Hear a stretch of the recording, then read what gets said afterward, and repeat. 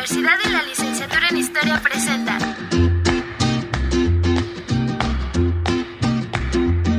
Trapitos de Clio, reviviendo la historia.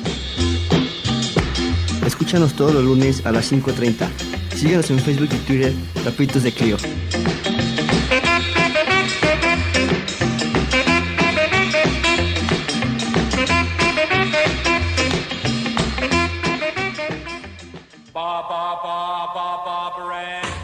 ¿Qué tal? Muy buenas tardes, queridos radioescuchas. Es un placer volverlos a saludar como la semana pasada en este su programa Trapitos de Clio, reviviendo la historia. Como les mencioné en el programa pasado, este programa se va a enfocar en Asia, uno de los continentes más representativos y más importantes, pero también uno de los más incomprendidos. Vamos a escuchar una mesa de opinión donde vamos a hablar de diferentes culturas y de diferentes datos acerca de este continente. No solamente los países como son China, como son Japón, como son Corea, sino también países de Medio Oriente como es Afganistán o Pakistán. Para dar inicio a este segundo programa y con su semblanza nos acompaña nuestra compañera de la carrera, Mitzi Herrera. Por favor. Es común encontrar en las historias mundiales relatos que solo comprenden el desarrollo histórico del territorio europeo, poniendo en segundo término a las culturas orientales, si nos colocamos en la posición que mismo Europa designó, ocupándose de ellas en épocas muy antiguas, refiriéndose a su glorioso pasado lleno de religiosidad, cultura, conocimiento y tradiciones, para luego olvidarlas y recordarlas en los momentos en que las potencias europeas tuvieron contacto con ellas. El conflicto que está de fondo es la cuestión de cómo se ve al otro. Ese otro que claramente no es yo y que por tal hecho le atribuimos un juicio y una posición. Tendemos a clasificar lo que vamos conociendo bajo condiciones de semejanza y diferencia. Es decir, prefiero lo que es similar a mí y lo ajeno o extraño se coloca en una posición inferior, ocasionando la poca o nula comprensión de aquello que no conozco.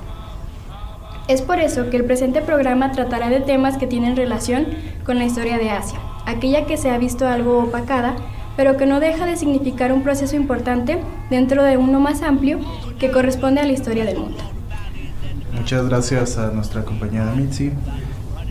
Ahora vamos a escuchar a nuestra mesa de opinión. Muy bien, en esta ocasión nuestra mesa de opinión está conformada por nuestros compañeros Luis Arturo Sosa, Daniela Domínguez, Rocío Flores y Itzel Martínez Chávez. Ellos nos ahondarán más en el tema de la cultura y la sociedad de Asia. Muchas gracias, Carlos. Bueno, yo les voy a hablar un poco de lo que vendría siendo el periodo comunista de China. Hay que tomar en cuenta que para entender este periodo hay que contextualizarlo en lo que es la Guerra Fría, que es la confrontación que se da tras la Segunda Guerra Mundial entre las potencias capitalistas con Estados Unidos a la bandera y la potencia comunista con la Unión Soviética a la bandera. Hay que ver que Rusia es un país con más influencia asiática que europea, pero esta influencia empieza, por ejemplo, en los partidos comunistas, como el que se desarrolló en China a partir de la Revolución de 1930 aproximadamente. China se constituye en República Popular en los años 50 con la figura de Mao Zedong, que es un personaje muy polémico. Para esto, Mao Zedong tuvo que adoptar la versión del comunismo, del marxismo-leninismo que se manejaba en la URSS. Pero lo cierto es que Mao empezó a desarrollar una propia teoría, y esto se vio reflejado en tres movimientos que utilizó para llevar a la República Popular a ser la potencia comunista. El primero de ellos es la campaña de las 100 flores, que no era otra cosa más que una campaña, valga la redundancia, para detectar los errores en el sistema a través de los intelectuales, puesto que los intelectuales en China siempre han tenido un papel preponderante. La segunda campaña se enfocaba en las cuestiones de producción, puesto que China era un país con un alto porcentaje de producción agrícola, había que transformarlo a producción industrial, pero sin dejar de lado el apoyo a la producción agrícola. Esto desencadenaría en un progreso muy bueno, pero a la vez traería muchas muertes debido a unas hambrunas que se dieron en ese periodo. El último método que usó o plan es el que se conoce como la Revolución Cultural China, que hasta todavía en los años 90 los intelectuales no se ponían de acuerdo qué fue lo que era realmente. Lo que se ha tratado de investigar, o lo que también yo mismo he indagado, es que este movimiento es la fase final de un periodo de 3 pasos que ya había comentado, en el que lo que se buscaba hacer era acabar con la cultura imperial que tenía China, porque hay que recordar que China tenía más de 2000 años de ser un régimen imperialista. Pero para esto buscaba crear intelectuales fieles a la ideología de Mao a través de publicaciones como el famoso Libro Rojo, que es una versión comunista del pensamiento de Mao, que podría decirse que es otra forma de comunismo que tiene similitud ciertamente con el marxismo-leninismo, pero es aparte, porque lo desarrolló el mismo Mao. Y pues con esto pienso cerrar yo este tema, que está abierto a muchas investigaciones porque sigue siendo polémico, puesto que estamos viviendo todavía las secuelas de la Guerra Fría, y más por la posguerra, que yo la llamo una posguerra ideológica, porque al caer el muro de Berlín como que se rompe ese paradigma que tiene el capitalismo, ¿no?, que es con el comunismo. Pues... Muchas gracias a nuestro compañero Luis Arturo Sosa. Ahora vamos con Daniela Domínguez, que nos habla más acerca del tema. Bueno, a mí me parece interesante hablar de comunismo, ya sea en siglos pasados o incluso en la actualidad, por todo lo que conlleva, desde política, incluso la religión, ¿no?, que también se ve afectada. En el caso de Asia, de China, por ejemplo, es en este afán de progreso, porque ya sea capitalismo o comunismo, es ese afán, ¿no?, el afán de progreso, son diferentes vías. Pero me parece que en el caso de China e incluso en el de Rusia, se saltaron algunos pasos en ese progreso, porque de ser países meramente rurales, donde había una gran población pobre, se trató de un día a otro empezar ese proceso de industrialización que a la larga conllevó a, como decía mi compañero Sosa, hambrunas, problemas sociales pues ya más fuertes. El mismo Marx lo decía, ¿no?, que deberíamos de pasar primero por todas las fases del capitalismo para poder llegar hacia el comunismo mismo. Entonces, supongo que ahí está la respuesta a que Rusia o China hayan fracasado como en este intento de llevar el comunismo a cabo, pero no por eso dejan de ser intentos malos, sino todo lo contrario, ¿no? Muy bien, muchas gracias, Daniela. Ahora pasamos con Rocío. Gracias, Carlos. Este gran continente asiático posee una gran variedad de riqueza espiritual y son las más practicadas del mundo. Es cuna de las 5 religiones más importantes del mundo. Encontramos el cristianismo, el judaísmo, hinduismo, islamismo, el budismo. Otras de las religiones que también han tenido mucha influencia es el badaísmo, el confucianismo, jainismo, sintoísmo y el taoísmo. Entre los diferentes pueblos asiáticos también se practica el animismo y el shamanismo. Muchas gracias, y para terminar esta mesa tenemos a nuestra compañera Itzel. Buenas tardes. Bueno, se me hicieron muy interesantes los puntos que trataron mis compañeros, pero yo ahora les voy a hablar sobre algunos datos curiosos sobre Japón, que también conocido por su nombre en japonés, vaya, Nippon, que significa el país del sol naciente. La palabra Japón parece que proviene del término malayo, Japan, en el cual en el siglo XVI fue escuchado por mercaderes portugueses y después lo trasladaron a Europa, dando paso a la cultura del J-horror, que es el cine de terror japonés. Tenemos que en Japón, también como en otros países, la existencia de los espíritus y seres sobrenaturales funcionan como un sustento de una realidad histórica que está siempre presente en el discurso de la convivencia cotidiana. Eso es lo que les da paso a ellos a hacer ese cine tan específico, tan particular de ellos. Y creo que sería todo de mi parte. Bueno, también me gustaría agregar que un gran aporte de Asia para el mundo occidental son las religiones, puesto que es la cuna de las que practicamos o practican muchas personas, ¿no? Por ejemplo, de ahí nació el cristianismo, el judaísmo, el islam, el budismo, el shintoísmo, el jainismo, entre otras. Pero un fenómeno muy curioso, como lo comentaba mi compañera Mitzi, es de que Occidente siempre ha tenido una versión muy muy mala de Oriente, o sea, solo la adapta, pero no la comprende, ¿no? Podría ser, por ejemplo, eso mismo de las religiones, que ahorita se está adaptando, por ejemplo, el budismo, otras prácticas orientales, lo que vendrá siendo, que ya mencionaba Daniela, era, por ejemplo, el uso del Feng Shui, el yoga, que son prácticas orientales que al traerlo a los occidentales las descontextualizamos y pierde su sentido original y se vuelven un cierto tipo de moda, vaya, que tal vez no sea negativo, pero no puede ser como sus orígenes, porque pierde su valor al momento de sacarla del contexto, porque nosotros lo vemos como algo, vaya, como algo exótico, que es lo que le ha pasado siempre a Europa o a la versión eurocentrista de la historia, que los demás son exóticos para Europa, pero hay que cambiarlos a la versión occidental. Creo que nomás quería comentar eso. Bueno, como también tenemos en el entendido de que para nosotros no vendrían siendo propiamente orientales, sino que eso fue por cuestiones de Europa. O sea, para ellos sí es Oriente, para Occidente sí es.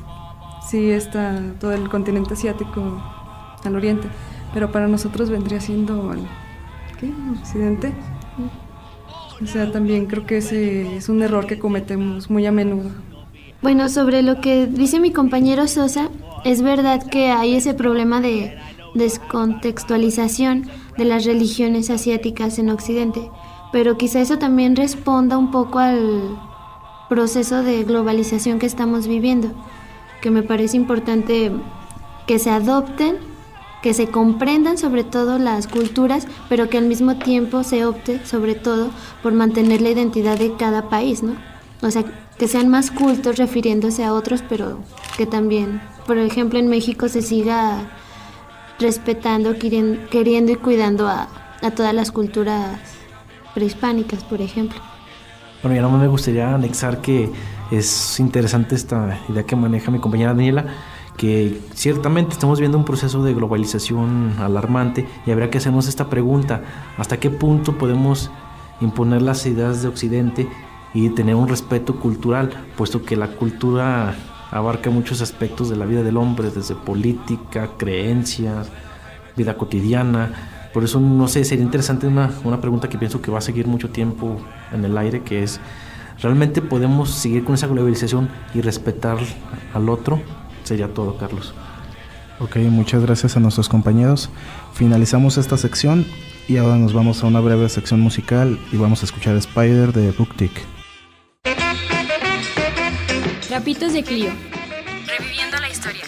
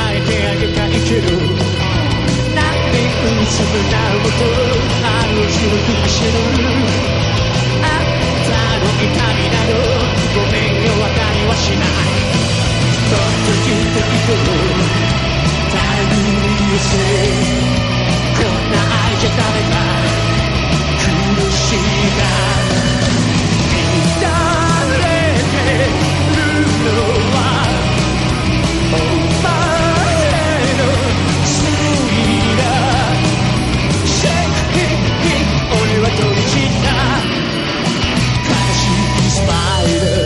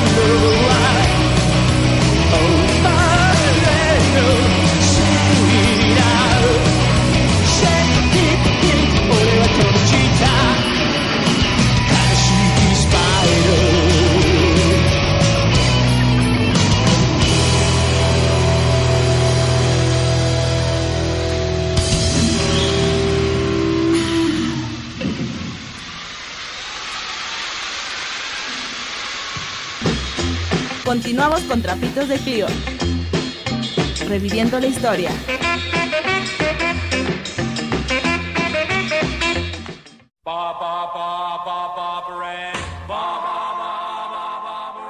Bueno, ahora para concluir tenemos a nuestro compañero Carlos Alberto y nos dará una reseña. Bueno, en esta sección voy a hacer una reseña literaria. El libro que voy a platicarles se llama Cometas en el cielo, del autor afgano Khaled Hosseini. Trata acerca de la amistad de dos pequeños, se llaman Hamir y Hassan. Su amistad se desarrolla en el Kabul de los años 70. Es importante mencionar estos años para Afganistán porque en Afganistán en los años 70 se dan movimientos políticos muy importantes. Uno de ellos es que cae la monarquía afgana que había estado en el poder desde siglos anteriores, y en 1973 cae derrocada y se cambia por un gobierno comunista. A partir de este momento, este periodo comunista dura alrededor de 5 años y finaliza con la ocupación de la Unión Soviética en Afganistán. A partir de la ocupación soviética se da inicio a varios movimientos guerrilleros en contra de la ocupación rusa, y uno de los más famosos de estos grupos que conocemos hoy en nuestros días son los talibanes. Ellos tienen su origen en los años de 1980 y tantos, y se da como un movimiento en contra de la Unión Soviética. Lo irónico en este punto es que ellos fueron entrenados por el gobierno de los Estados Unidos y posteriormente, como lo vemos en las acciones terroristas del 2001, ellos mismos actúan contra Estados Unidos. Este es otro punto importante porque en la actualidad conocemos Afganistán por los hechos que sucedieron en el año del 2001 a consecuencia de los actos terroristas en contra de las Torres Gemelas en Nueva York. Eso es algo que conocemos de Afganistán y que, digamos, cuando escuchamos esta palabra o el nombre de este país, siempre nos viene a la mente este año, el 2001. Pero hay ocasiones en las que no sabemos a ciencia cierta cuál es la historia, cuál es la cultura de este país. Este libro es Cometas en el cielo, es una novela narrativa, pero es muy importante ya que nos ayuda a contextualizar y conocer más acerca de la historia, no del 2001 para acá, sino antes del 2001. Estamos hablando desde 1970, y eso resulta algo muy importante. También resalto que este programa que trata de Asia, cerrar con este tema de Afganistán es muy importante porque Asia no solamente se comprende de naciones como China o Japón, sino también tenemos naciones muy importantes como son Afganistán, Pakistán, y son naciones que normalmente escuchamos su nombre y damos el sinónimo de terrorismo, de crimen o de grupos guerrilleros, pero no conocemos mucho acerca de esa cultura. Entonces yo los invitaría a leer este libro, Cometas en el cielo. Es muy bueno, es una novela narrativa, es muy, digamos, clara, fácil de leer, pero a la vez nos va a invitar y nos va a acercar más a conocer acerca de Afganistán. Sería todo de mi parte. Pasamos con mi compañera Itzel, que nos va a dar algunos agradecimientos. Más que agradecimientos, yo creo que seguirles recordando que tenemos el proyecto de la revista Horizonte Histórico, que podrán conseguir su ejemplar en el Departamento de Historia, y también que nos busquen en la página de Facebook como Trapitos de Clio, y escúchenos por Radio Universidad todos los lunes a las 5:30, y nuestro próximo programa tratará de sexualidad. Espero que nos escuchen y espero también que haya sido de su agrado. Trapitos de Clio, Reviviendo la historia.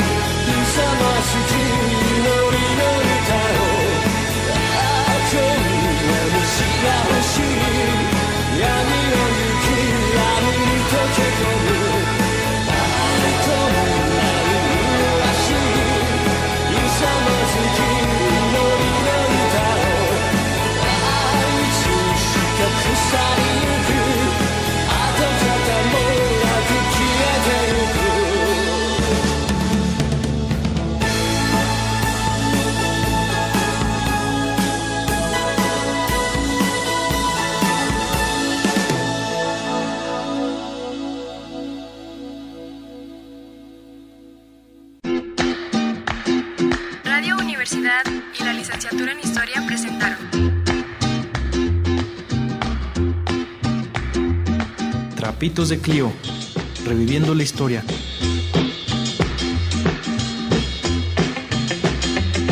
Escúchenos en nuestra siguiente emisión.